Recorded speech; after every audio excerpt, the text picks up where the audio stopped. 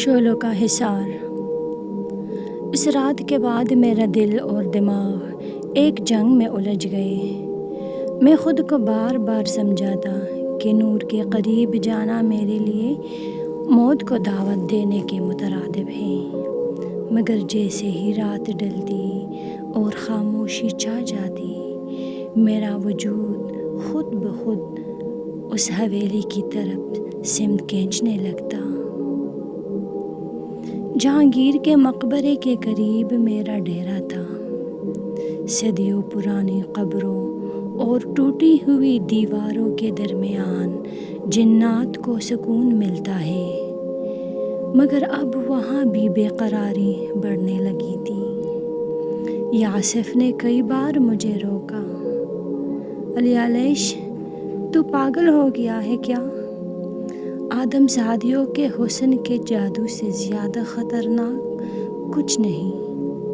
یاد کر کتنے ہمارے قبیلے کے لوگ انہی کی محبت میں جل کر ختم ہو گئے۔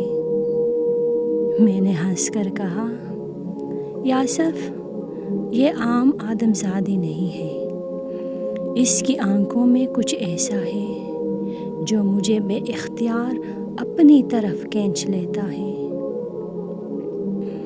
یاسف نے میری آنکھوں میں جھانکا اور افسوس سے سر ہلایا۔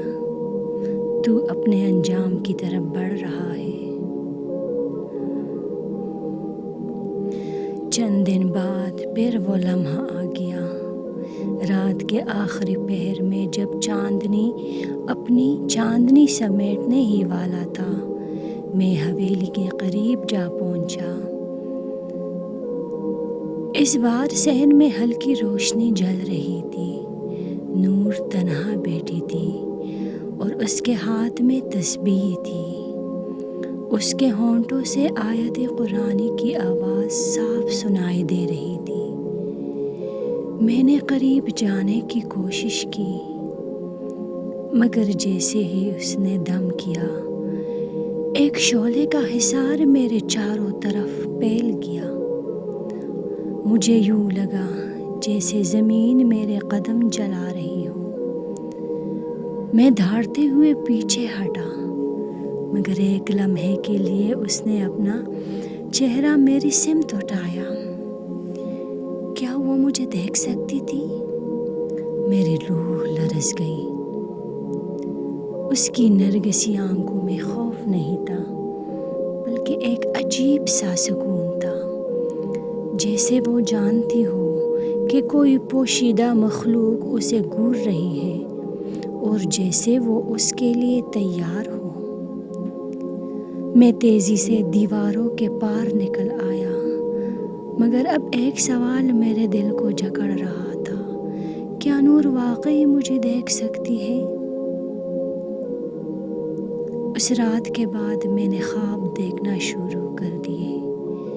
ہر خواب میں وہی چہرہ تھا، وہی آنکھیں، وہی دمکتی پیشانی۔ کبھی وہ مجھے بلا رہی ہوتی، کبھی وہ مجھے دھتکار دیتی۔ میں جاگتا تو میرا وجود پسینے میں ڈوبا ہوتا۔ یاسف نے ایک دن کہا، علی علیش اگر تو نے نور کا پیچھا نہ چھوڑا تو ہمارا قبیلہ تجھے کبھی معاف نہیں کرے گا۔ میں نے جواب دیا، یاسف قبیلے کا کیا ہے؟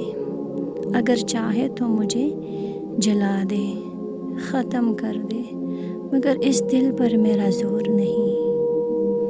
میں جانتا تھا کہ یہ کشش ایک دن مجھے ہلاک کر دے گی، لیکن اب واپسی ممکن نہیں رہی تھی۔